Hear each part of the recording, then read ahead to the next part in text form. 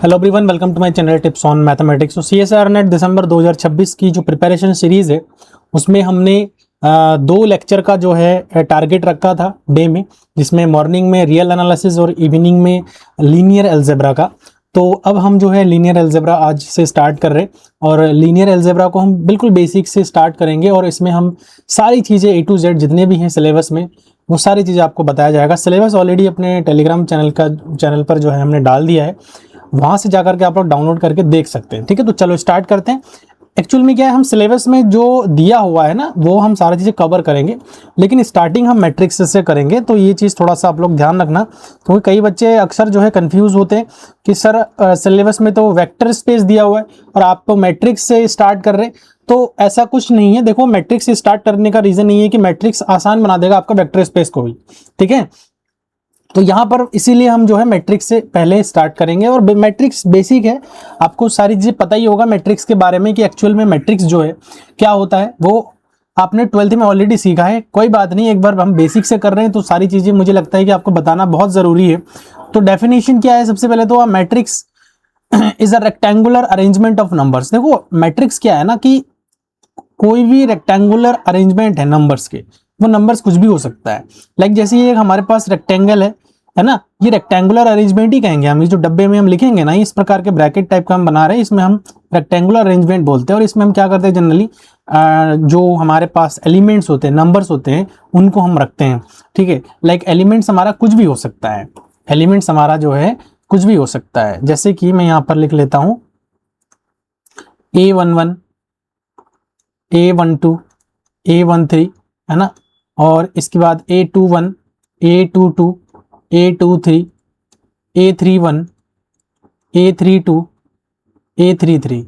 तो ये हमारे पास एक मैट्रिक्स बन गया। देखो अब ये 1 2 3 क्या है, जैसे कि मैं यहाँ पर लिख रहा हूँ ना 1 1 1 1 का मतलब क्या है कि रो नंबर 1 है और कॉलम नंबर भी जो है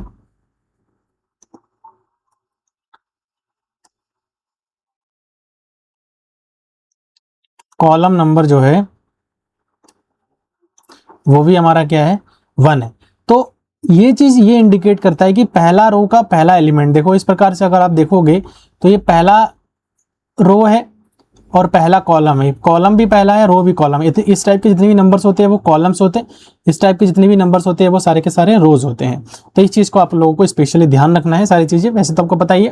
rows and columns enclosed in the bracket, तो ये ब्रैकेट है, इसके अंदर हम जो है इसको लिखते हैं। A matrix having m rows and n columns is called the n cross n matrix. ठीक है, तो ये हमारे पास एक मैट्रिक्स है और n क्रॉस m मैट्रिक्स है, जिसमें कि हमारे पास कितने रो है, देखो नंबर ऑफ रो 1 2, 1 रो है, 2 रो है, और 1 रो कॉलम है, 2 कॉलम है, और ये 3 कॉलम है। तो पहले रो का नंबर लिखा जाएगा। ठीक है, ध्यान रखना हमेशा के लिए ऑर्डर जो होता है रो इंटू कॉलम के फॉर्म में होता है। ठीक है, कॉलम के फॉर्म में होता है। तो इस प्रकार से हम जो है लिखेंगे। तो इसमें नंबर ऑफ रो कितने हैं, 2 है, कॉलम्स कितनी है, 3 है। तो रो इंटू कॉलम्स के फॉर्म में इस प्रकार से हम जो है लिख देंगे। तो मैट्रिक्स है, जनरली हम मैट्रिक्स को कुछ डिफरेंट एग्जांपल के हेल्प से भी इसको समझ के कर सकते हैं। वो आपको मैं अभी बता देता हूँ। इसको मैं एक बार मिटा देता हूँ सारा।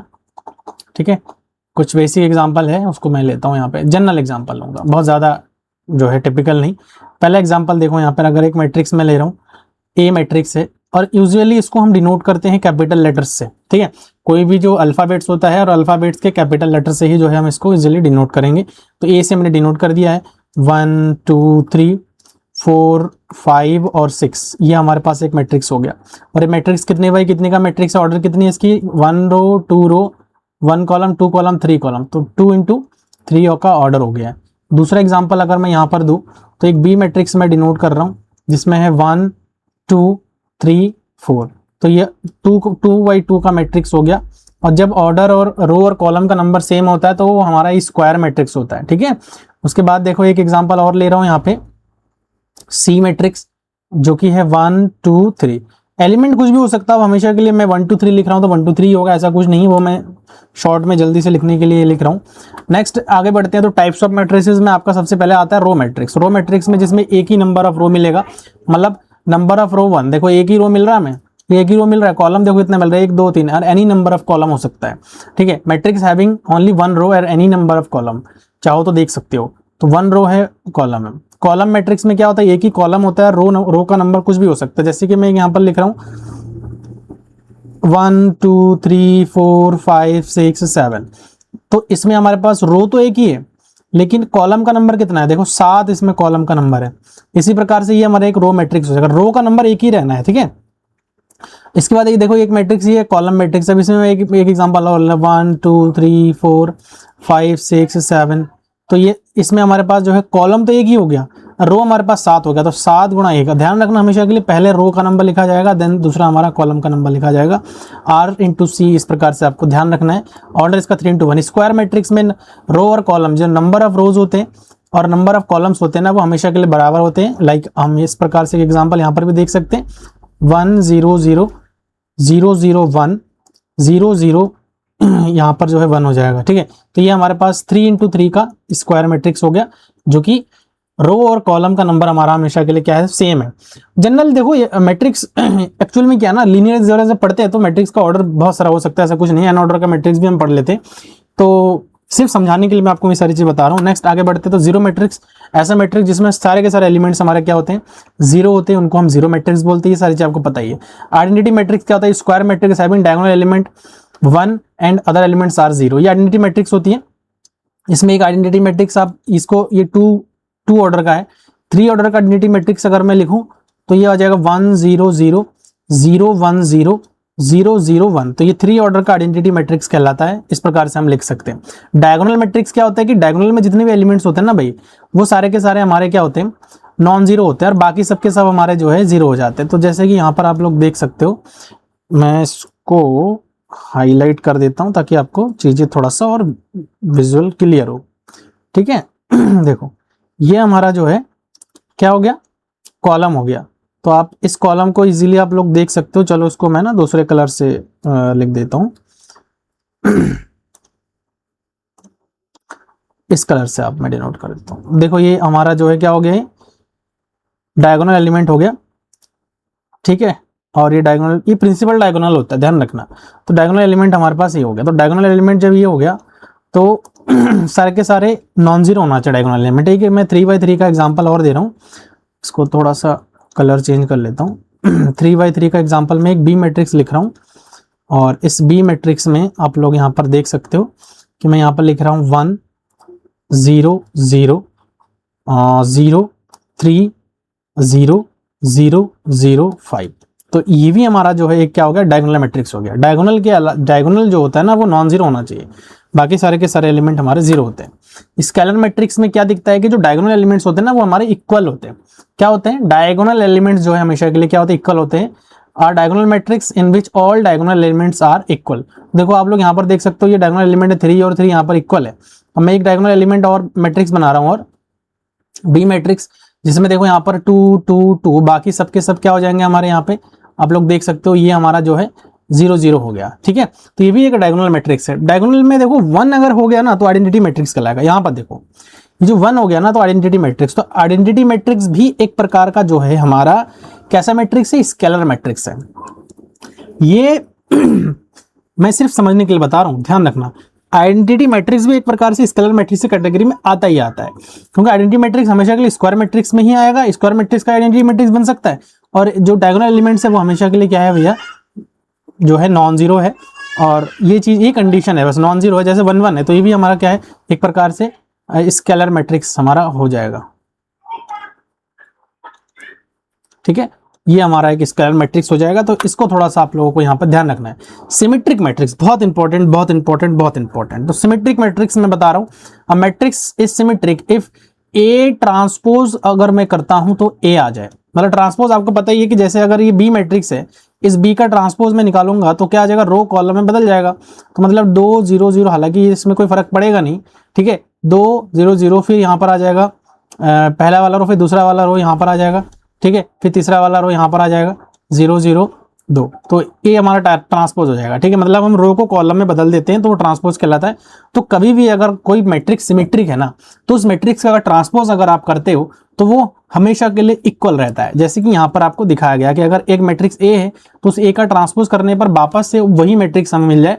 जैसे कि एग्जाम्पल आप यहाँ पे देख सकते हो कि ए मैट्रिक्स है और इस ए मैट्रिक्स का मैं अगर ट्रांसपोज निकालता हूँ जो कि आ जाएगा, ये पहला रो पहले कॉलम में आ जाएगा, दूसरा रो दूसरे कॉलम में आ जाएगा। अब सवाल आता है कि अगर मैं आपको बताऊं कि क्या आप एक सिमेट्रिक मैट्रिक्स बना लोगे भाई, तो कैसे बनाओगे? तो सिमेट्रिक मैट्रिक्स बनाने के लिए सबसे पहले दो चीजें ध्यान रखना है कि जो डायगोनल एलिमेंट्स होते हैं ना, डायगोनल एलिमेंट्स कुछ भी हो सकता है, लेकिन जो हमारे पास नॉन डायगोनल एलिमेंट्स है, जैसे कि मैं अभी आपको एक सिंपल सा एक लॉजिक बताऊंगा अभी यहाँ पे, और उस लॉजिक के हेल्प से आपको समझना है। ठीक है, ठीक है, यहां पर देख कर लेते इसको।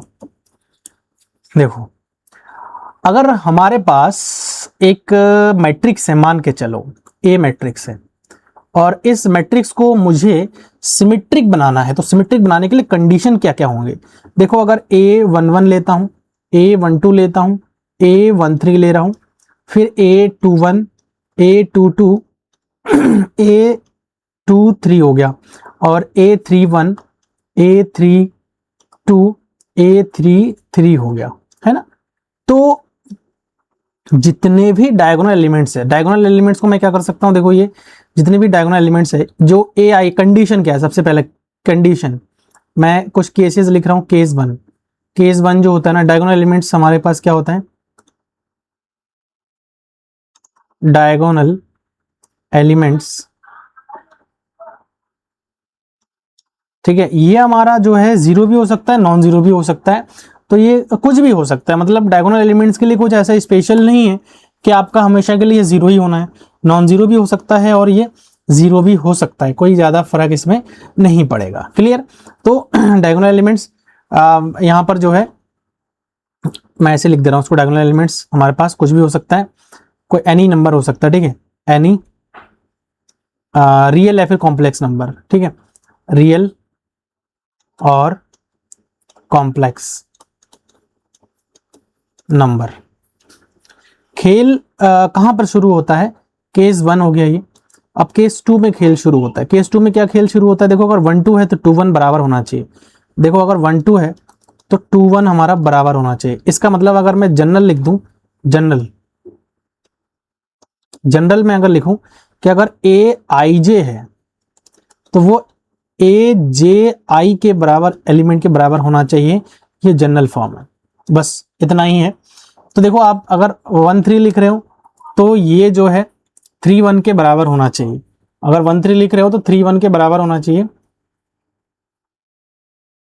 ये चीज है। 1 3 अगर लिख रहे हैं तो 3 1 के बराबर होना चाहिए, और 2 3 लिख रहे हैं तो 3 2 के बराबर होना चाहिए। मतलब रिवर्स हो जाना है उसका रो और कॉलम में। तो यही चीज यहाँ पर भी मैंने आपको बताया। अगर मैं एक एग्जांपल अगर बताऊं कि आप ये एग्जांपल बनाओ यहाँ पर एक छोटा सा मैट्रिक्स का, तो आपको बनाने में मुझे लगता है कि कोई अब दिक्कत नहीं होने वाली है। एक बी मैट्रिक्स बना रहा हूँ कि एक सिमेट्रिक है या नहीं है, 3 by 3 का बना रहा हूँ। देखो, डायगोनल में कुछ भी दे दो, कोई दिक्कत नहीं है। मैं दे रहा हूँ यहाँ पर 5 7 और 8, कुछ भी दे रहा हूँ, जीरो भी रख सकता हूँ मैं, कोई ऐसा इशू वाली बात नहीं है। तो अब यहाँ पर मैं अगर माइनस का 1 लिख रहा हूँ ना, तो यहाँ पर भी मुझे माइनस का 1 लिखना पड़ेगा। यहाँ पर मैं अगर 2 लिख रहा हूँ ना, तो यहाँ पर भी मुझे 2 लिखना पड़ेगा। यहाँ पर मैं अगर 1 लिख रहा हूँ ना, तो यहाँ पर भी हमें 1 लिखना पड़ेगा। ये जो है ध्यान रखना हमेशा के लिए, ये वाले एलिमेंट इसके बराबर, ये वाला एलिमेंट इसके बराबर, और ये वाला एलिमेंट इसके बराबर। एंड डायगोनल एलिमेंट कुछ भी हो सकता है, तो इसमें कोई डाउट नहीं होना चाहिए मेरे अकॉर्डिंग। ठीक है, तो मुझे लगता है कि सिमेट्रिक मैट्रिक्स आप समझ चुके होंगे। अगर कभी भी जरूरत पड़े सिमेट्रिक मैट्रिक्स बनाने का, तो मुझे लगता है कि आप लोग बना लोगे इसलिए, कोई दिक्कत नहीं है। नेक्स्ट आता है स्क्यू सिमेट्रिक, ये भी बहुत बढ़िया है। देखो, स्क्यू सिमेट्रिक मैट्रिक्स को समझाने से पहले ना मैं आपको थोड़ा सा बताना चाहूंगा कि अगर स्क्यू सिमेट्रिक मैट्रिक्स के लिए कंडीशन क्या है। कि देखो, अगर हमारे पास एक जनरल मैट्रिक्स, सबसे पहले तो जो डायगोनल एलिमेंट्स होते हैं ना, डायगोनल एलिमेंट्स को मैं कैसे दिखाऊंगा? डायगोनल में हमेशा के लिए बराबर वाले एलिमेंट्स होते हैं। जैसे कि अभी मैंने इससे पहले एक मैट्रिक्स दिखाया था आपको, जनरल मैट्रिक्स। देखो, 1 1 2 2 3 3, मतलब आई आई जे जे टाइप के एलिमेंट होंगे। अगर मैं जितने भी होते हैं ना, ए आई जे जो है वो हमेशा के लिए क्या है? 0 होना चाहिए for every i is equals to j के लिए। मतलब जितने भी i और j बराबर वाले एलिमेंट होंगे, मतलब अगर i 1 है j भी 1 है तो 0 होगा, i 2 है j भी 2 है तो 0 होगा, i 3 है j भी 3 है तो 0 होगा। दूसरा केस क्या है यहाँ पे, दूसरा केस अगर a i j है तो बराबर होगा माइनस का a j i के। अब वहां पर क्या हो रहा था, बराबर हो रहा था दोनों ही चीज, लेकिन यहाँ पर माइनस के बराबर होगा। ठीक है, तो दो कंडीशन है, इस कंडीशन को आपको हमेशा के लिए ध्यान में रखना है। अब ये कंडीशन देखो इसमें फुलफिल हो रहा है, देखो डायगोनल जो एलिमेंट्स है ना, ये डायगोनल एलिमेंट है और ये डायगोनल एलिमेंट देखो यहाँ पर क्या है, ये 0 ही है। नॉन डायगोनल एलिमेंट देखो ये हमारे पास ये इसके बराबर होना चाहिए लेकिन माइनस के साथ बराबर होना चाहिए, तो ये हो गया। अब अगर मैं यहाँ पर एक एग्जांपल आपको दूं, एक बी मैट्रिक्स में बना रहा हूँ और बी मैट्रिक्स देखो सबसे पहला तो डायगोनल एलिमेंट्स हमारा 0 होना चाहिए। अगर मैं यहाँ पर 2 रख रहा हूँ तो यहाँ पर बट ऑब्वियस है कि -2 रखना पड़ेगा। यहाँ पर मैं अगर 5 रख रहा हूँ तो बट ऑब्वियस है कि यहाँ पर माइनस का 5 रखना पड़ेगा। यहाँ पर मैं अगर माइनस का 3 रख रहा हूँ तो यहाँ पर जो है आपको प्लस का 3 रखना पड़ेगा। और आप इसका ट्रांसपोज निकाल कर देख लो, पॉजिटिव नेगेटिव के बराबर आ जाएगा बी के। ठीक है, तो ये इसका आप ट्रांसपोज निकाल के देख लेना, मुझे लगता है कि बी ट्रांसपोज आपको निकालना आता ही होगा। तो ये था हमारा सिमेट्रिक और स्क्यू सिमेट्रिक मैट्रिक्स, दोनों बहुत इंपॉर्टेंट है और बहुत अच्छा मैट्रिक्स है। इनसे रिलेटेड कई सारे ऐसे क्वेश्चन बन जाते हैं, कई सारे ऐसे टॉपिक बन जाते हैं, क्लियर हो जाते हैं। अगर ये मैट्रिक्स आपको क्लियर है तो बहुत सारी चीजें आसान हो जाएगा। ठीक है, तो नेक्स्ट आता है अलजेब्रा ऑफ मैट्रिक्स में। देखो अलजेब्रा ऑफ मैट्रिक्स में क्या होता है, इक्वालिटी ऑफ मैट्रिक्स। दो मैट्रिक्स इक्वल तभी कहेंगे जब उसके करस्पॉन्डिंग एलिमेंट्स जो है बराबर होने चाहिए, देन सेम ऑर्डर के भी होने चाहिए। मतलब ऑर्डर क्या हो, सेम हो, जैसे their order is same, corresponding elements are same. मतलब जैसे 1 है 1 के इक्वल होना चाहिए, 2 ये वाले एलिमेंट के बराबर होना चाहिए, 3 इस वाले एलिमेंट के बराबर होना चाहिए, 4 मतलब 3 के बराबर होना चाहिए। मतलब ये ऐसा है कि अगर दो मैट्रिक्स को मैं बता रहा हूँ इक्वल है, जैसे कि x y z है ना, और ये t हो गया, और ये मैट्रिक्स जो है ये यहाँ पर जो है x1 y1 z1 और t1 इसके बराबर है ये दोनों मैट्रिक्स। तो ये x जो है ना x1 के बराबर होना चाहिए, ठीक है, और y जो है ना y1 के बराबर होना चाहिए, तभी दो मैट्रिक्स को हम क्या कहेंगे, इक्वल कहेंगे। ऐसे ही z जो है z1 के बराबर होना चाहिए, ऐसे ही t जो है t1 के बराबर होना चाहिए, t1 के बराबर होना चाहिए। ठीक है, ये हो गया क्लियर। और आशा करता हूं कि आपको बढ़िया समझ में भी आ रहा है, कोई डाउट नहीं होना चाहिए। रियल एनालिसिस हमने ऑलरेडी स्टार्ट कर दिया है, रियल का मैंने 2 लेक्चर अपलोड कर दिया है आप लोगों के लिए। थोड़ा सा इंटरनेट की इश्यूज आ रहे हैं मेरे सामने कई सारे, क्योंकि जो इंसिडेंट हुआ था अभी राजस्थान में उसमें थोड़ा सा जो इंटरनेट है वहीं से जो है मेन जो बेस है वहीं से ही थोड़ा सा इंटरप्ट हो रहा है, तो उसी वजह से मेरा जो इंटरनेट कनेक्शन है वो बहुत ज़्यादा इंटरप्ट कर रहा है और मैं काफ़ी ज़्यादा इस टाइम पर परेशान भी हूँ, क्योंकि इंटरनेट नहीं चलता तो मेरा सारा काम जो है वो मतलब एकदम ख़त्म हो जाता है। जो भी थोड़ा बहुत चल रहा है, बहुत स्लो इंटरनेट चल रहा है और उसी से वीडियो अपलोड करने में थोड़ी सी मुझे टाइम लग रहा है।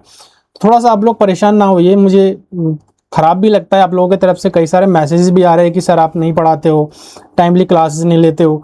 तो यार देखो भाई ऐसा नहीं है, क्योंकि मैं भी एक टीचर हूँ तो मुझे पता है कि स्टडी का क्या वैल्यू होता है और मैं उस चीज़ को ख़राब नहीं करना चाहता हूँ आप लोगों का। तो कहीं ना कहीं थोड़ा सा पेशेंस की ज़रूरत है कि सामने वाले को थोड़ा सा समझने की कोशिश भी आप लोगों को करना चाहिए कि किस प्रकार से जो है मैं क्लासेस ले रहा हूँ। तो थोड़ा सा स्थिति अभी इंटरनेट की ख़राब है, इसी वजह से थोड़ा सा डिले हो रहा है, लेकिन हम कंटिन्यू करेंगे। मेरी कोशिश पूरी यही है कि आप लोगों की जो लेक्चर्स है वो मैं कंटिन्यूसली लूँ और आप लोगों की जो सिलेबस है उसको मैं टाइमली कंप्लीट करवा दूँ। स्केड्यूल मैंने बना भी दिया है, आपको बताया भी है, एक वीडियो के माध्यम से मैंने बताया था कि क्या क्या स्केड्यूल होने वाले। सिलेबस को हमने पूरा जो है ब्रेक भी कर लिया है कि कैसे कैसे हमें पढ़ना है, तो सारी चीज़ें हैं। थोड़ा एक आध दिन का देखो डिले होता है, कभी कभी सिलेबस एक कुछ टॉपिक ऐसे जो 2 दिन पहले ख़त्म हो जाएंगे, कुछ टॉपिक का 2 दिन समय लगेगा, तो टाइम हमारा क्या होगा ना वो मैनेज हो जाएगा, उसमें चिंता करने की कोई बात नहीं है। थोड़ा सा पेशेंस रखिए और मेरे को थोड़ा सा आप लोग समझने की कोशिश करिए, क्योंकि मैं अकेला हूँ और मेरी टीम में कोई भी नहीं है, मैं अकेला ही हूँ और मुझे अकेला ही PPT रेडी करना है, अकेला ही रिकॉर्ड करना है, फिर अपलोड करना है, तमाम सारी चीज़ें हैं। तो थोड़ा सा आप लोगों को ये चीज़ ध्यान रखना है, थोड़ा मुझे कॉपरेट भी आप लोगों को करना पड़ेगा, तो ये चीज़ रहता है। आशा करता हूँ समझ में आ गया ये इक्वालिटी ऑफ मैट्रिसेस। नेक्स्ट आता है एडिशन ऑफ मैट्रिक्स। देखो दो मैट्रिक्स को एडिशन में बहुत ज़्यादा समय नहीं लूंगा इन सब चीज़ों में, क्योंकि ये बेसिक चीज़ है। उनके जो एलिमेंट्स हैं ना आपस में ऐड करते हैं। जैसे 1 को 5 के साथ ऐड करेंगे, 2 को 6 के साथ ऐड करेंगे, 3 को 7 के साथ ऐड करेंगे, करस्पॉन्डिंग एलिमेंट्स को आपस में ऐड करेंगे तो ये मैट्रिक्स का रिजल्ट निकल के आएगा। सब्ट्रैक्शन में सेम वही चीज है। एडिशन में कुछ प्रॉपर्टीज है, कम्यूटेटिव प्रॉपर्टी होल्ड करता है। मतलब अगर मैं दो मैट्रिक्स है ए बी करता हूं और बी ए करता हूं, बात एक ही पड़ता है, ठीक है, दोनों तरफ से हम ऐड कर सकते हैं। एसोसिएटिव प्रॉपर्टी भी होल्ड करता है, आइडेंटिटी भी होल्ड करता है कि अगर ए को मैं जीरो नल मैट्रिक्स से जोड़ दूं तो वापस से वही मैट्रिक्स बन जाएगा, ठीक है, zero is the matrix. Additive inverse क्या है कि अगर माइनस के साथ कर दूंगा तो आइडेंटिटी वाला मैट्रिक्स हमें मिल जाएगा। स्केलर मैट्रिक्स क्या होता है? स्केलर मल्टीप्लिकेशन, सॉरी, देखो स्केलर मल्टीप्लिकेशन क्या है मैं आपको बताता हूं कि अगर मान के चलो कि मेरे पास एक मैट्रिक्स है 2 3 5, है ना, 1 -1 0 3 7 4, ठीक है, और इस मैट्रिक्स को मैं क्या कर रहा हूँ 5 से मल्टीप्लाई कर रहा हूँ, तो ये मैट्रिक्स क्या बन जाएगा 5 दूनी 10 यहाँ पर हो जाएगा, 5 या 15 हो जाएगा, ये 25 हो जाएगा, और यहाँ पर 5 एकम 5, यहाँ पर माइनस का 5, यहाँ पर 0 हो जाएगा, 15 हो जाएगा, 35 हो जाएगा और 20 हो जाएगा यहाँ पे, ठीक है। तो ये स्केलर मल्टीप्लिकेशन होता है, मतलब उसको डायरेक्ट हम मल्टीप्लाई कर देते हैं। यहाँ पर भी आप देख सकते हो प्रॉपर्टीज कुछ ऐसा है कि अगर स्केलर को a प्लस बी के साथ मल्टीप्लाई करें तो scalar a plus scalar b, scalar k plus 1 को अगर मल्टीप्लाई करें तो के ए प्लस 1a, फिर k इंटू 1a का अगर मैं करता हूं तो इस प्रकार से डिस्ट्रीब्यूट हो जाता है। और ये हमारा प्रॉपर्टी मल्टीप्लिकेशन में देखो बहुत ज्यादा समय नहीं लूंगा, मैट्रिक्स का मल्टीप्लिकेशन आपको आता ही होगा, मैं ऐसा समझ के चल रहा हूँ। नहीं आता है तो कोई बात नहीं, एक बार सीख लेना, कई सारे वीडियोस मैंने ऑलरेडी बना के रख दिया है इसके लिए। तो ये हमारे पास देखो मैट्रिक्स मल्टीप्लिकेशन के लिए एक बेसिक मैं आपको चीजें बता रहा हूँ जो आपको एग्जाम में जरूरत पड़ेगी। जरूरत क्या पड़ेगी, देखो अगर हमारे पास एक मैट्रिक्स है, मान के चलो ए मैट्रिक्स है, और उस मैट्रिक्स का जो ऑर्डर है वो m इंटू एन ऑर्डर है, और एक मैट्रिक्स हमारे पास b है जिसका ऑर्डर हमारा है n इंटू पी ऑर्डर का। तो हमेशा इसमें ध्यान रखना है पहले वाले मैट्रिक्स का जो कॉलम है और दूसरे वाले मैट्रिक्स का जो रो है वो हमेशा के लिए इक्वल होना चाहिए, बस ये चीज आपको मैटर करेगा। और इसका जो ऑर्डर बनेगा, मतलब a इंटू बी का जो ऑर्डर निकल के आएगा वो आपका निकल के आएगा m इंटू पी। क्या निकल के आएगा? m into P. बस इतनी सी बात थी इसमें, और कुछ इसमें बताने लायक है नहीं मेरे हिसाब से, क्योंकि मैट्रिक्स का मल्टीप्लिकेशन आप तभी कर सकते हो जब पहला वाला, अगर मान के चलो मुझे a भी निकालना है तो a में से आपको कॉलम देखना है और b में से आपको रो देखना है, ठीक है। तो अगर ये दोनों आपस में बराबर हो गया तो ही ए बी पॉसिबल होगा, अदरवाइज नहीं होगा। और अगर मुझे बी ए निकालना है तो पहले वाले का कॉलम देखो बी का, दूसरे वाले का रो देखो, अगर बराबर आ रहा है तो ही जा करके बी ए पॉसिबल होगा, अदरवाइज पॉसिबल नहीं होगा। अगर मान के चलो बराबर नहीं आ रहा है तो ये चीज पॉसिबल नहीं होगा, ठीक है। अगर बराबर आ रहा है तो ये पॉसिबल होगा, तो ये चीज थोड़ा ध्यान रखना है, ठीक है। नेक्स्ट आता है कुछ प्रॉपर्टीज है। एसोसिएटिव प्रॉपर्टी, देखो इसमें क्या है, एसोसिएटिविटी होल्ड करता है इसमें, ठीक है, और डिस्ट्रीब्यूटिव लॉ इसमें होल्ड करता है, नॉट कम्यूट नहीं होता। अगर कभी भी ध्यान रखो कि ए बी और बी ए बराबर होगा तो भैया बिल्कुल भी आप गलत हो, दोनों कभी भी बराबर नहीं होगा। यार एक चीज बताओ, दोनों मैं कह रहा हूं बराबर नहीं होगा, क्या ऐसा कंडीशन एग्जिस्ट करेगा जहां दोनों बराबर हो सकता है? थोड़ा सोच के बताना, कमेंट में इसका आंसर देना आप लोग, ठीक है, क्योंकि कई चीजें कमेंट में आप बोलते हो ना तो मुझे भी थोड़ा सही लगता है कि यार कम से कम आप लोग पढ़ तो रहे हो। मुझे पता ही नहीं लग रहा है कि आप लोग पढ़ भी रहे हो या नहीं पढ़ रहे हो, क्या है क्या नहीं है। दो मैट्रिक्स आपस में बराबर तभी हो सकता है, एक कंडीशन है, उस कंडीशन को देखना। नेक्स्ट आता है आइडेंटिटी प्रॉपर्टी। आइडेंटिटी प्रॉपर्टी आई और आई ए जो है क्या होता है, ए के बराबर होता है, ठीक है। तो मुझे लगता है कि अगर जो समझदार होंगे वो अब तक पता लग गया होगा कि एक्चुअल में यहाँ पर होना क्या है, ठीक है, एक्चुअल में यहाँ पर होना क्या है। तो नेक्स्ट आगे बढ़े। फिर ट्रेस ऑफ मैट्रिक्स में क्या होता है कि जो मैट्रिक्स के डायगोनल एलिमेंट्स होते हैं ना उसको हम क्या कर देते हैं, ऐड कर देते हैं। Like trace of square matrix is the sum of the elements on its principal main diagonal. तो ये अगर मैट्रिक्स है, देखो यहाँ पर मैं इसका एग्जांपल देता हूँ।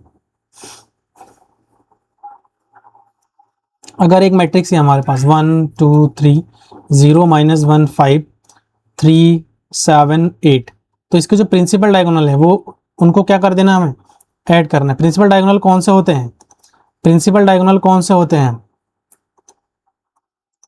ये होते हैं प्रिंसिपल डायगोनल, ठीक है, ये इसके प्रिंसिपल डायगोनल है। तो इनके प्रिंसिपल डायगोनल वाले एलिमेंट्स को क्या करना है, हमें ऐड करना है। प्रिंसिपल डायगोनल में क्या है, 1 है +-1 है +8 है, तो इससे तो कैंसिल हो जाएगा, बचेगा क्या हमारे पास, ये ट्रेस ऑफ ए मैट्रिक्स, मतलब ये हमारा अगर ए मैट्रिक्स है तो इस ए मैट्रिक्स को क्या निकाल दिया हमने, ट्रेस हमने निकाल दिया है। ठीक है, तो यही चीज़ में लिखा है, आप लोग देख लेना, नोट्स का यूज़ कर लेना, इसका टेलीग्राम में भेज दूंगा वैसे। तो देखो ये मैट्रिक्स, इसका ट्रेस क्या हो जाएगा, 4 और 3 7 इसका ट्रेस हो जाएगा। इसका कितना हो जाएगा, 5 6 7 7 16 हो जाएगा, तो इसका ट्रेस कितना हो गया, 16 हो गया। इस प्रकार से ट्रेस निकाल सकते हैं। एक इंपॉर्टेंट कॉन्सेप्ट है कि मैट्रिक्स मल्टीप्लीकेशन, इंपॉर्टेंट नोट है एक, तो number of additions in matrix multiplication, तो number of addition matrix multiplication में कितना होगा, वो होगा, देखो अगर एक मैट्रिक्स है mn ऑर्डर का, दूसरा मैट्रिक्स है n इंटू पी का, तो जो C बनेगा ना, C मैट्रिक्स बनेगा वो m इंटू पी का बनेगा।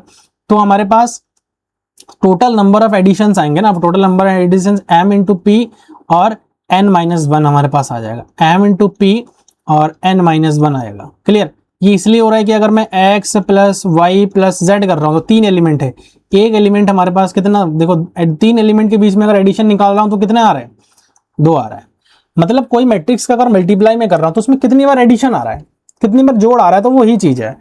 क्लियर है, कितनी बार जोड़ आ रहा है तो वही चीज है।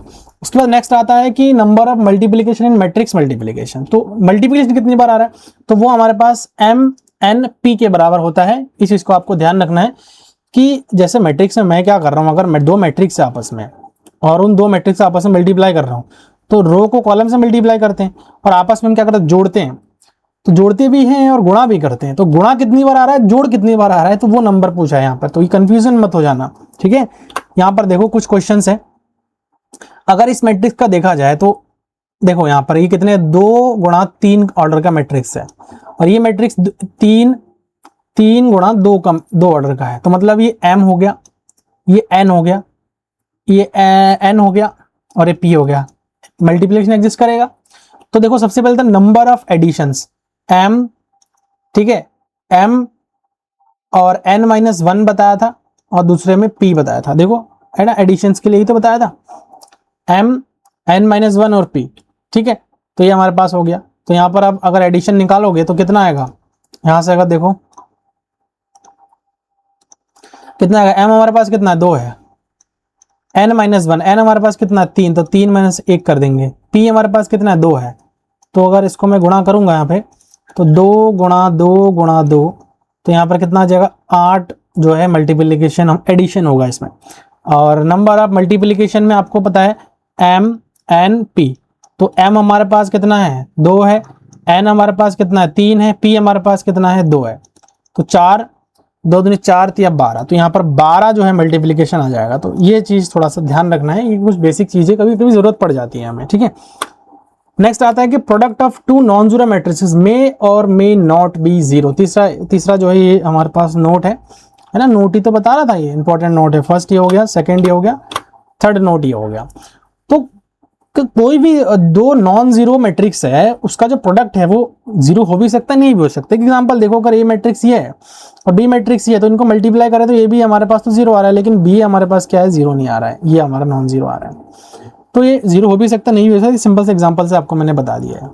ठीक है, नेक्स्ट जो नोट है देखो वो क्या है कि if sum of elements in each row और each columns of a square matrix A is A, then sum of elements in each row और each column of a square matrix A to the power n is a की power n। मतलब ये कह रहा है कि अगर कोई भी मैट्रिक्स, मान के चलो कि ये मैट्रिक्स है, इसका जो रो का सम है ना, मान के चलो कि a आ रहा है, इस रो का सम a आ रहा है, इस रो का सम a आ रहा है, इस रो का सम भी a आ रहा है, सब सारे के सारे जितने भी रोज होंगे ना, सभी रोज के सम जो है a आ रहा है। तो जो a की पावर में n करूंगा ना, तो उसका जो सम होगा, उसके रोज का सम भी a की पावर n होगा। मतलब क्या है कि अगर a स्क्वायर करूंगा तो इसके रो का जो सम होगा वो a स्क्वायर के बराबर होगा, a की पावर 3 करूंगा तो इसके रो का सम जो है a की पावर 3 हो जाएगा। समझ में मुझे लगता है कि नहीं आ रहा है भाई। देखो ऐसा है ना, अगर a है, ठीक है, तो a स्क्वायर भी तो निकालनी पड़ेगी, a इंटू ए करेंगे, तो a के हर एक रो का सम अगर a है तो a स्क्वायर के हर एक रो का सम जो है a स्क्वायर के बराबर होगा। ठीक है, ये करके देखना पड़ेगा आपको, तभी ज्यादा समझ में आएगा। देखो अगर ये हमारे पास है, इसके जो रो है, देखो ये पहला वाला रो है, इसमें ये पहला वाला रो है, देखो यहाँ पे ये हो गया, इसका सम कितना 3 है, इसका भी सम देखोगे तो 3 है, इसका भी सम देखोगे तो 3 है। रो और कॉलम में कहीं पर अप्लाई करो, या तो रो का हो या फिर कॉलम का हो। देखो यहां पर बताया ना, if sum of elements in each row और ईच कॉलम, कोई भी रो हो सकता है, हर एक रो, अगर रो देख रहे हो तो हर एक रो होना चाहिए, अगर कॉलम देख रहे हो तो हर एक कॉलम होना चाहिए। तो ये चीज ध्यान रखना। देखो 3 है, अब मैं अगर ए का स्क्वायर करता हूं तो ए का स्क्वायर करने पर भी कोई मैट्रिक्स बनेगा, तो उसमें भी जो हमारे पास रो सम बनेगा ना, वो हमारे इस 3 के स्क्वायर के बराबर बनेगा, मतलब 3 3 9 बन जाएगा। अगर ए क्यूब में कर रहा हूं तो ए क्यूब करूंगा तो कोई मैट्रिक्स तो बनेगा ना, तो उसमें भी जितने भी हमारे पास रोज आएंगे ना, उसका जो सम होगा ना, वो हमारे पास 3 का क्यूब है, 3 3 होते 27 आ जाएगा। तो ये इस प्रकार से आप इस एग्जाम्पल को समझ सकते हो। दूसरा एक नोट यहां पर और है, देखो ये कह रहा है कि इफ ईच रो और each column in A is A and each row और each column in B is B, then each row और column sum in A B is A. तो यहां पर आप समझना पड़ेगा, देखो अगर ये ए मैट्रिक्स है, इसके जो रोज के सम है वो कितनी है 3 है, इसके जो रोज के सम है वो 3 है, इसके भी रोज के सम 3 है, इसके भी रोज के सम 3 है, इसके भी रोज के सम 3 है, इसके भी 3 है। तो जो ए मैट्रिक्स है, rows and column sum of A matrix में कितना है 3 है, ये ए के बराबर हो गया, ये भी 3 है बी में भी। तो ए इंटू बी अगर करता हूं तो उसके रोज का सम कितना होगा 3 गुणा 3, तो 3 3 9 हो जाएगा। ठीक है, एक एग्जांपल और देखो, जो रेक्टेंगुलर मैट्रिक्स है, इसके रोज के सम देखो कितने 3 है, इसके भी देखो रोज के सम कितने 3 है, लेकिन इसके 2 है, इसके भी 2 है और इसके भी 2 है। तो रोज के सम कितने हो जाएगा, ए बी के रोज के सम कितने हो जाएगा, ए इंटू बी होता है, तो इसमें ए का मान कितना 3 है और इसमें कितना है 2 है, कितना हो जाएगा 6 हो जाएगा। तो इस प्रकार से आप जो है इसको निकाल सकते हो। नेक्स्ट जो है, कुछ क्वेश्चन पर चलते हैं। ठीक है, बाकी टॉपिक हम नेक्स्ट अदर लेक्चर में डिस्कस करेंगे, क्योंकि काफी लंबे होने से बढ़िया है कि बस शॉर्ट में करें इसको थोड़ा सा कम समय में, ताकि आपको बोरिंग फील ना हो। देखो एक हमारे पास एक क्वेश्चन है, कह रहे कि एक मैट्रिक्स है, ठीक है, एक ये मैट्रिक्स है, एक ये मैट्रिक्स है, आपस में मल्टीप्लाई है, तो कह रहा है कि define then the resulting matrix क्या होगा, रिजल्टिंग मैट्रिक्स का कितने रो होंगे, कितने कॉलम होंगे, यही पूछा है इसमें। देखो इसके सबसे पहले तो हमें क्या करना होता है कि अगर कभी भी मल्टीप्लाई में है तो उसको हमें चेक करना होता है कि ऑर्डर। तो सबसे पहला वाला जो रो है, देखो 2 3 गुणा 1 का ऑर्डर है, इसका जो ऑर्डर है वो कितना है, इसका जो ऑर्डर है वो 1 गुणा 3 ऑर्डर है, इसका जो ऑर्डर है वो कितना है, तो इसका जो ऑर्डर है वो 3 गुणा 1 है, इसका जो ऑर्डर है वो 1 गुणा 2 है। तो जो पहला और लास्ट वाला ऑर्डर है ना, वही काम बनेगा। मतलब इसका अगर इन दोनों का सबसे पहले मल्टीप्लाई करो तो इसका जो ऑर्डर बनेगा वो 3 इंटू 3 का बन जाएगा। फिर इन दोनों का आपस में मल्टीप्लाई करो, इसका जो ऑर्डर बनेगा वो 3 इंटू 2 का बनेगा। अब इन दोनों का आपस में मल्टीप्लाई करो तो ये बीच वाला ऑर्डर तो सही है, जो ऑर्डर हमारा बनेगा वो 3 इंटू 2 का बनेगा। मतलब 3 हमारे पास रो आना है और 2 तो हमारे पास कॉलम आना है। अब चेक करो कौन सा सही हो रहा है, 3 रो और 2 कॉलम, तो बी ऑप्शन यहाँ से आपका करेक्ट हो जाएगा। ठीक है, मुझे लगता है समझ में आ गई, बहुत आसान है, टाइम कंज्यूम नहीं करना है आपको। ठीक है, मल्टीप्लाई करके नहीं देखना आपको, कि आप पता लगा कि आप मल्टीप्लाई करने बैठ गए वहां पे, तो वो चीज़ सही नहीं होगा। तो ये इसका सोल्यूशन है, ये भी आप लोग देख सकते हो, क्योंकि मुझे नोट्स आपको देने ही पड़ते हैं। ये क्वेश्चन है, कह रहा है कि इसमें then value of the X, X के वैल्यू क्या होंगे। देखो ये हमारे पास है, इसमें एक्स की वैल्यू निकालने पड़ेंगे, तो इन दोनों मैट्रिक्स को सबसे पहले तो आप आपस में मल्टीप्लाई कर लो। तो मल्टीप्लीकेशन पॉसिबल है या नहीं है वो भी तो देखना पड़ेगा ना।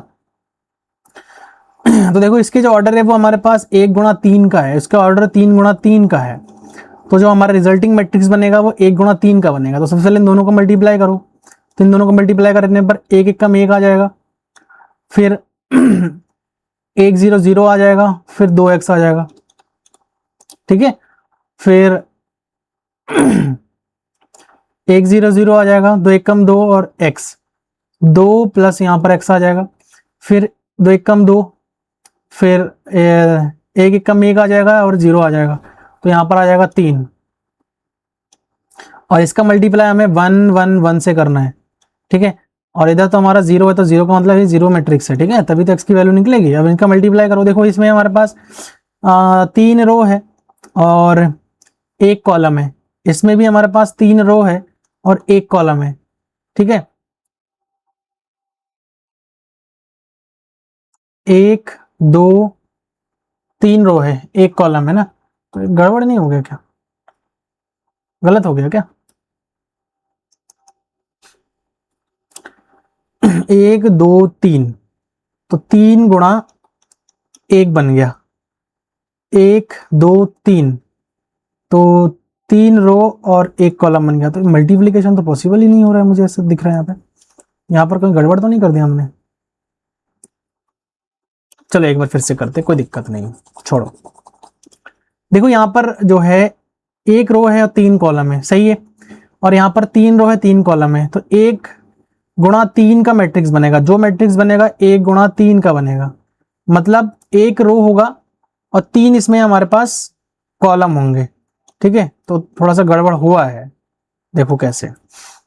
तो यहां पर देखो 1 एकम 1 और फिर 0 फिर 2, तो 1 प्लस 2x हो जाएगा। ठीक है,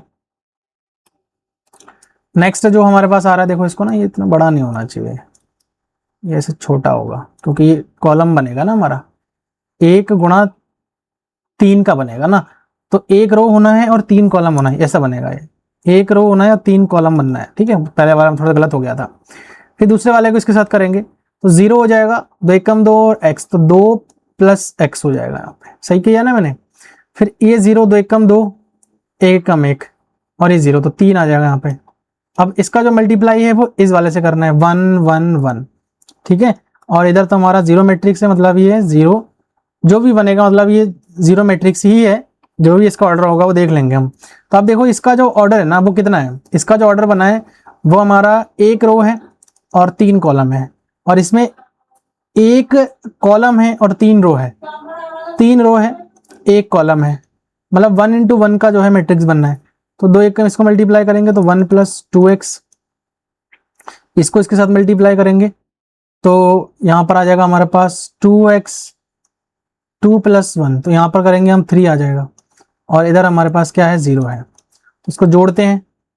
ठीक है, तो 1 और यहां पर कितना आ जाएगा 3 तो 5 और 1 6, प्लस यहाँ पर 3x आ जाएगा और बराबर इधर 0, तो 3x बराबर माइनस का 6, x बराबर कितना आ जाएगा माइनस का 6/3, x बराबर आ जाएगा माइनस का 2, तो माइनस का 2 आ रहा है, तो डी ऑप्शन यहाँ से क्या मिल जाएगा हमें, करेक्ट मिल जाएगा। ठीक है, आशा करता हूँ समझ में आ गया आपको। ये इसका सॉल्यूशन है, देख लेना इसको ना। ठीक है, ये इसका सॉल्यूशन है, इसको देख लेना एक बार। नेक्स्ट है, consider the following two statements, the trace of skew symmetric matrix of an odd order is always 0।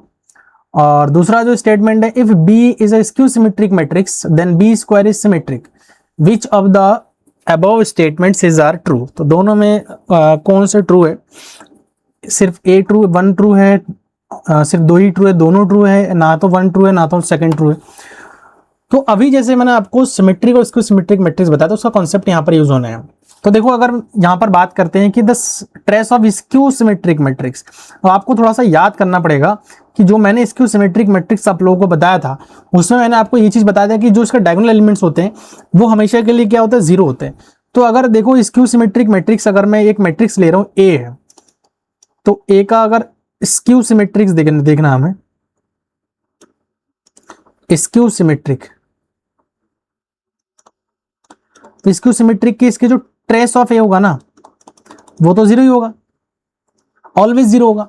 तो ये कहा है कि एन ऑड ऑर्डर, तो कोई जरूरी नहीं ऑड ऑर्डर हो या इवन ऑर्डर हो, होना तो स्क्वायर मैट्रिक्स है। ऑड ऑर्डर का मतलब क्या है कि ये ऑड ऑर्डर हो गया, इवन ऑर्डर का मतलब 4 इंटू 4 हो गया। तो ये हमारे पास ऑड इवन का ही खेल रहता है। बाकी देखो डायगोनल एलिमेंट्स के सारे जोड़ने पड़ेंगे। तो अगर कोई भी ऑर्डर का स्क्यू सिमेट्रिक मैट्रिक्स है तो वो कहीं ना कहीं उसके डायगोनल एलिमेंट 0 होंगे, और अगर मुझे इसका ट्रेस निकालना है तो सारे के सारे जो ट्रेस होंगे वो हमारे क्या हो जाएंगे 0 हो जाएंगे। इसका मतलब स्टेटमेंट 1 तो हमारे पास कितना आ गया, ट्रू आ गया। समझ में आया? इसको मैं दूसरे तरीके से आपको दिखाऊं। देखो अगर एक मैट्रिक्स हमारे पास है, मान के चलो कि ए मैट्रिक्स है और वो स्क्यू सिमेट्रिक मैट्रिक्स है, तो ए का ट्रांसपोज अगर मैं करता हूं, ए का अगर मैं ट्रांसपोज करता हूं तो वो ए के बराबर होना चाहिए, है ना। ए के स्क्यू सिमेट्रिक मैट्रिक्स है ना, तो माइनस ए के बराबर होना चाहिए, सॉरी गलत हो गया। देखो जो ए का ट्रांसपोज अगर मैं करता हूं तो वो माइनस ए के बराबर होना चाहिए। और मैंने आपको ये चीज बताया था कि इसके जो एलिमेंट्स होते हैं वो आपस में क्या होते हैं, जैसे कि ए आई जो आई होते हैं, इसका जो डायगोनल एलिमेंट्स होते हैं, मतलब वो हमारे सारे के सारे क्या होना चाहिए, 0 होना चाहिए, यही तो होता है। तो ए आई जो होता है वो माइनस का ए आई के बराबर ही तो होगा। तो ये सारे के सारे देखो अब इसके यहाँ पर ये सारे के सारे ए आई प्लस यहाँ पर ए आई हो जाएगा, बराबर क्या हो जाएगा 0। तो 2ai बराबर क्या हो जाएगा 0, और यहाँ पर ai जो अगर मैं करता हूँ तो ये तो कितना हो जाएगा 0 हो जाएगा। तो मतलब जो डायगोनल एलिमेंट्स है वो सारे सारे क्या हो गए 0 हो गए। तो अगर मैं समेशन भी करता हूँ इसका तो भी तो ये 0 ही आएगा। तो मतलब क्या है कि ये बिल्कुल सही है कि अगर एक स्क्यू सिमेट्रिक मैट्रिक्स है तो कोई भी ऑर्डर का हो सकता है, तो वो हमेशा के लिए उसका ट्रेस जो है क्या होना है 0 होना है, ठीक है। और यहाँ पर आप कहोगे कि सर आपने फिर ये वाला एलिमेंट क्यों लिया, तो भैया ट्रेस ही तो ले रहा हूँ मैं, इसको सिमेट्रिक मैट्रिक्स है तो उसके सारे के सारे एलिमेंट ऑपोजिट वाले जो रिवर्स वाला एलिमेंट होता है माइनस के बराबर होता है, तो वही चीज हो गया। तो पहला स्टेटमेंट तो भैया ट्रू हो गया है मेरे, ये देखो। दूसरा स्टेटमेंट कह रहा है if B is skew symmetric matrix then B square is symmetric. तो बी अगर स्क्यू सिमेट्रिक है तो बी स्क्वायर सिमेट्रिक होगा। तो देखो स्क्यू सिमेट्रिक के लिए आप यहां पर देख सकते हो कि अगर देखो बी जो है हमारे पास, देखो ये एक स्क्यू सिमेट्रिक मैट्रिक्स है तो बी स्क्वायर सिमेट्रिक होगा। तो देखो ये भी सही बात है। तो यहाँ पर किस प्रकार से देखो बी स्क्वायर करते हैं, यहाँ पर बी स्क्वायर का क्या हो जाएगा ट्रांसपोज। तो बी स्क्वायर का ट्रांसपोज को मैं क्या लिख सकता हूँ, बी इंटू बी का ट्रांसपोज लिख सकता हूँ, और बी इंटू बी का ट्रांसपोज बी का ट्रांसपोज, और यहाँ पर क्या आ जाएगा बी का ट्रांसपोज। तो बी का ट्रांसपोज देखो यहाँ से अगर देखा जाता है ये माइनस बी और इंटू ये भी माइनस बी, तो माइनस बी क्या हो गया बी के बराबर हो गया, मतलब ट्रांसपोज कर रहे हैं तो बी आ रहा है। मतलब अगर देखो स्क्वायर का ट्रांसपोज कर रहा हूं तो बी के बराबर आ जा रहा है, बी स्क्वायर के बराबर आ जा रहा है सॉरी, तो प्लस का आ जा रहा है। इसका मतलब क्या है कि ये सिमेट्रिक मैट्रिक्स बन गया। तो इसका मतलब दूसरा स्टेटमेंट भी हमारा ट्रू है।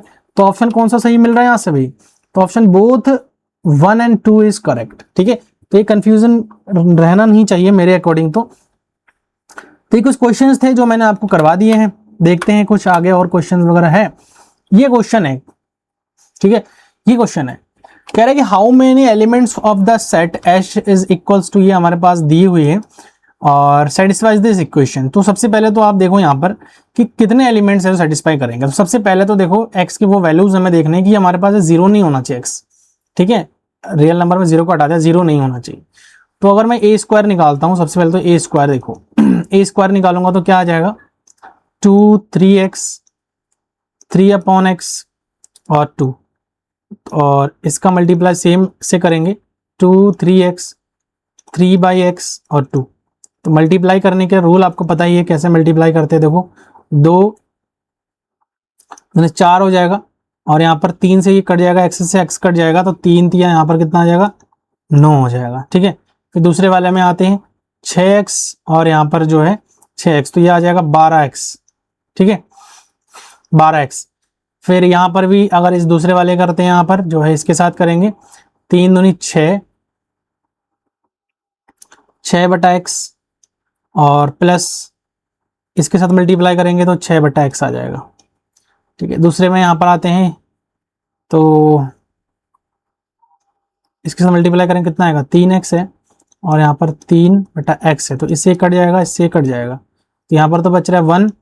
और सेम इसके साथ अगर मैं करता हूँ यहाँ पर इसका मल्टीपल इसके साथ हमने कर दिया है, और 2 2 यहाँ पर कितना हो गया 4 हो गया, ठीक है।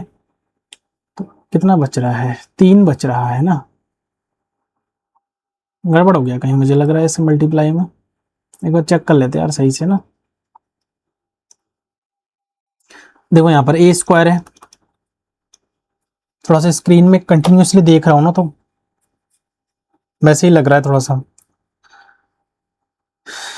रो और कॉलम मल्टीप्लाई करेंगे तो 4 हो जाएगा ये, और इसके साथ इसका मल्टीप्लाई करेंगे तो 3x इंटू 3/x, तो इससे कट जाएगा तो 9 हो जाएगा यहाँ पे, क्लियर, ये सही हो गया। फिर दूसरे वाले में आते हैं 2 into 3x plus 3x into 2 हो जाएगा, तो 6 + 6 12x, ठीक है।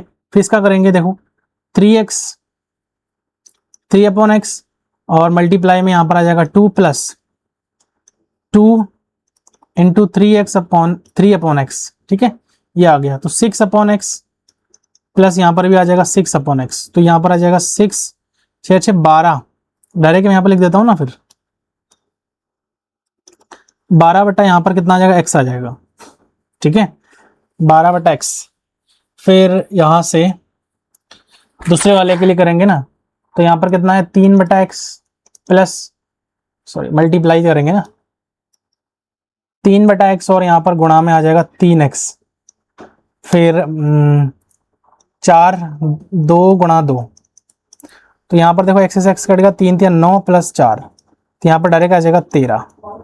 तो ये a स्क्वायर जो हम निकाल रहे हैं ना, वो हमारे पास कितना आ रहा है 13, 12x और यहाँ पर 12/x और यहाँ पर भी 13, ठीक है। तो ये हमारे पास आ जाएगा, इसको इस प्रकार से आप यहाँ पर समझ सकते हो।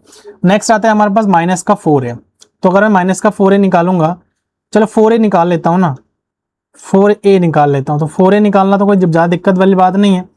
तो देखो यहाँ पर 2, यहाँ पर कितना हो जाएगा 8, और a के साथ मल्टीप्लाई कर रहा हूँ मैं सीधा सीधा, वैसे समझ लो 8 हो जाएगा, 6x और यहाँ पर जो है 6/x, नहीं तो 12 हो जाएगा ना, 12x हो जाएगा और यहाँ पर 12/x हो जाएगा और यहाँ पर जो है 8 हो जाएगा, ठीक है।